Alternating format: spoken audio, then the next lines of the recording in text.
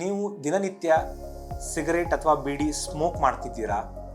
ನೀವು ದಿನನಿತ್ಯ 10 ಕಿಲೋಮೀಟರ್ಗಿಂತ ಜಾಸ್ತಿ ಟ್ರಾಫಿಕ್ಕಲ್ಲಿ ಡಸ್ಟಿಗೆ ಎಕ್ಸ್ಪೋಸ್ ಆಗ್ತಿದ್ದೀರಾ? ಅಥವಾ ನೀವು ಯಾವುದೇ ಒಂದು ಇಂಡಸ್ಟ್ರಿಯಲ್ ಡಸ್ಟ್ ಅಥವಾ ಯಾವುದೇ ಫ್ಯಾಕ್ಟ್ರಿ ಸ್ಮೋಕ್ ಎಕ್ಸ್ಪೋಸ್ ಮಾಡುವಂತಹ ಫ್ಯಾಕ್ಟ್ರಿ ಹತ್ತಿರ ಇದ್ದೀರಾ? ಈ ಥರ ಇದ್ದಾಗ ನಿಮಗೇನಾದರೂ ನಡೆದಾಡಿದರೆ ಉಸಿರಾಡುವ ಸಮಸ್ಯೆ ಅಥವಾ ಕೆಮ್ಮು ಅಥವಾ ವೀಸಿಂಗ್ ಸಮಸ್ಯೆ ಕಂಡಲ್ಲಿ ನಿಮಗೆ COPD ಇರುವ ಚಾನ್ಸಸ್ ಇರಬಹುದು.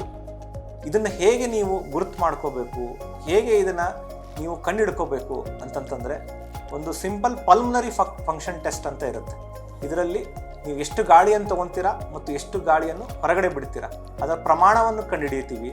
ಅದರಲ್ಲಿ 80% ನೀವು ಗಾಳಿಯನ್ನು ಹೊರಗಡೆ ತೊಗೊಂಡಿರುವ ಗಾಳಿಯನ್ನು ಹೊರಗಡೆ ಹಾಕ್ತಿದ್ರೆ ನಿಮ್ಮ ಏರ್ವೇಸ್ ತುಂಬ ಚೆನ್ನಾಗೇ ವರ್ಕ್ ಆಗ್ತಿರುತ್ತೆ. ಅದಕ್ಕಿಂತ ಕಡಿಮೆ ಏನಾದರೂ ನೀವು ಮಾಡ್ತಿದ್ರೆ ಮೈಲ್ಡ್, ಮಾಡರೇಟ್, ಸಿವಿಯರ್ ಅಂತ ನಿಮಗೆ ಡಿವೈಡ್ ಮಾಡಿಬಿಟ್ಟು ನಿಮಗೆ COPD ಕಾಯಿಲೆ ಇದ್ದರೆ ಅದಕ್ಕೆ ನಾವು ಟ್ರೀಟ್ಮೆಂಟ್ ಕೊಟ್ಬಿಟ್ಟು ಅದನ್ನು ಸರಿ ಮಾಡಬಹುದು.